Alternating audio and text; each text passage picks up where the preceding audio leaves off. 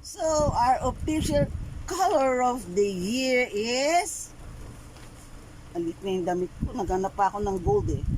I wear gold tonight because it says that it brings wealth and success and evokes feeling of prosperity and boosting professional development and financial health. So gold is one of my lucky colors. There's also red and blue. Yun ang lucky colors ng red. So this morning we will talk about the lucky colors based on your zodiac sign and based on your what year you were born. Like me, I was born on the year of the rat. So, pero ang ating official color is Mocha Mousse Pantone 17-1230.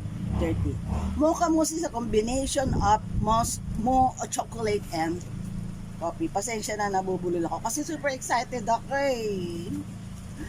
So, those born under the year of the rat, hindi ko na sinignify yung kanilang years that they were born. So, year of the rat, ang inyong lucky colors ay, like me, I'm born on the year of the rat.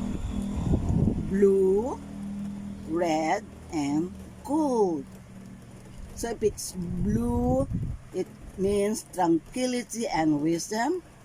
Gold evokes feeling of prosperity and success, boosting professional development and financial health. So, kaya ako nag-wear ng gold, kahit maliit na sa akin. Green symbolizes growth and harmony, balance in interpersonal relationship. Yan ang mga lucky colors ng those born under the year of the rat. If you are born under the year of the ox, what's your lucky color? It's white, yellow, and silver. So if you will wear white, it will bring brightness.